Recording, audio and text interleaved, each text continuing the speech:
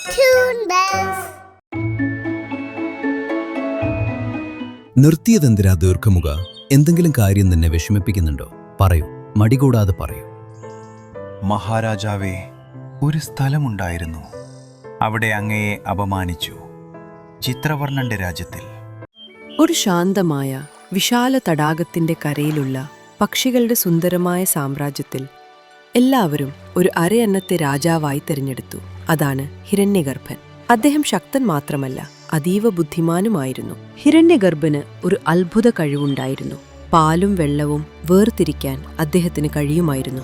തടാകത്തിൽ വിരിഞ്ഞു നിൽക്കുന്ന ഒരു വലിയ താമരയായിരുന്നു അദ്ദേഹത്തിന്റെ കൊട്ടാരം.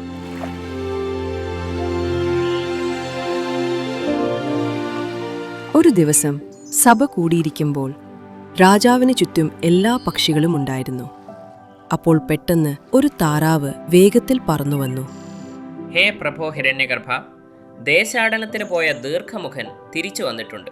ഞാൻ അദ്ദേഹത്തെ സഭയിലേക്ക് കടത്തിവിടട്ടെ? അതെ, അവനെ ഉടനെ അകത്തു കൊണ്ടുവരൂ. കുറച്ചു നിമിഷങ്ങൾക്കുള്ളിൽ നീളമുള്ള കഴുത്തുള്ള ഒരു കൊക്ക് സഭയിലേക്ക് പ്രവേശിച്ചു. അതാണ് ദീർഘമുഖൻ. പല ദേശങ്ങളും മലകളും കണ്ട് മടങ്ങിയെത്തിയവൻ. ജയിക്കട്ടെ മഹാരാജാവേ, അങ്ങയുടെ കൽപ്പന പ്രകാരം ഞാൻ ലോകസഞ്ചാരം കഴിഞ്ഞ് തിരിച്ചെത്തി. രാജാവ് പുഞ്ചിരിച്ചുകൊണ്ട് അദ്ദേഹത്തെ അടുത്തു വിളിച്ചു. സമ്മാനങ്ങൾ നൽകി സ്വീകരിച്ചു. സഭയിലെ എല്ലാ പക്ഷികളും ദീർഘമുഖന്റെ അനുഭവങ്ങൾ കേൾക്കാൻ കാത്തിരുന്നു. ഹേ മഹാപണ്ഡിത ദീർഘമുഖ, പറയൂ, ഏതൊക്കെ ദേശങ്ങളിൽ പോയി, എന്ത് അത്ഭുതങ്ങൾ കണ്ടു? ഞങ്ങളോട് പറയൂ. ദീർഘമുഖൻ ചുറ്റും നോക്കി, കഴുത്തുയർത്തി സംസാരിക്കാൻ തുടങ്ങി.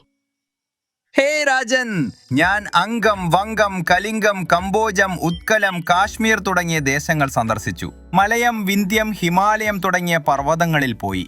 ഞാൻ ഗംഗയെ കണ്ടു വണങ്ങി. കാശി, ഗയ, ദ്വാരക, മധുര തുടങ്ങിയ പുണ്യസ്ഥലങ്ങളിൽ യാത്ര ചെയ്തു. എല്ലായിടത്തും ഞാൻ അങ്ങയുടെ നീതിയെയും ബുദ്ധിയെയും പുകഴ്ത്തി. എല്ലാവരും ബഹുമാനിച്ചു. ഇത്രയും പറഞ്ഞ് ദീർഘമുഖൻ മിണ്ടാതിരുന്നു. അവന്റെ മുഖം വാടി, കണ്ണുകളിൽ സങ്കടം നിറഞ്ഞു. നിർത്തിയതെന്തിനാ ദീർഘമുഖ? എന്തെങ്കിലും കാര്യം നിന്നെ വിഷമിപ്പിക്കുന്നുണ്ടോ? പറയൂ, മടികൂടാതെ പറയൂ. മഹാരാജാവേ, ഒരു സ്ഥലമുണ്ടായിരുന്നു. അവിടെ അങ്ങയെ അപമാനിച്ചു. ചിത്രവർണ്ണന്റെ രാജ്യത്തിൽ. സഭയിൽ ആകെ നിശബ്ദത പടർന്നു. ചിത്രവർണ്ണൻ ആരാണ്? അവനിത്ര ധൈര്യം എങ്ങനെ വന്നു? വിവരമായി പറയൂ. ചിത്രവർണ്ണൻ ഒരു മയിലാണ്. സ്വർണവനത്തിലെ രാജാവ്. സൗന്ദര്യത്തിലും നിറത്തിലുമുള്ള അഹങ്കാരം കൊണ്ട് അവൻ അന്ധനായിപ്പോയി. ഞാൻ അങ്ങയുടെ ഗുണങ്ങളെ പുകഴ്ത്തിയപ്പോൾ അവൻ കളിയാക്കി. പറഞ്ഞു, ഒരു വെള്ള അരയന്നം എങ്ങനെ രാജാവാകും? അവന് നിറമെവിടെ? തിളക്കമെവിടെ? രാജാ ഹിരണ്യഗർഭന്റെ മുഖം ഗൗരവത്തിലായി. സഭയിലെ ചില പക്ഷികൾ ദേഷ്യത്താൽ ചിറകടിച്ചു. അപ്പോൾ ചിത്രവർണ്ണന നിറത്തിലാണ് അഹങ്കാരം. ഇതെന്നെ മാത്രമല്ല, അറിവിനെയും നീതിയെയുമാണ് അപമാനിക്കുന്നത്. മഹാരാജാവേ, അങ്ങയുടെ അനുവാദമുണ്ടെങ്കിൽ ഞാൻ ചിത്രവർണ്ണന്റെ അടുത്തേക്ക് സമാധാന സന്ദേശം കൊണ്ടുപോകാം. ചിലപ്പോൾ അവൻ ഇപ്പോഴും സത്യമായ അറിവ് ആവശ്യമുണ്ടാകും. പ്രബുദ്ധ, നിന്നെപ്പോലൊരു ജ്ഞാനിക്ക് മാത്രമേ ഇത് ചെയ്യാൻ കഴിയൂ. പോകൂ, എന്നിട്ട് ചിത്രവർണ്ണനോട് പറയൂ.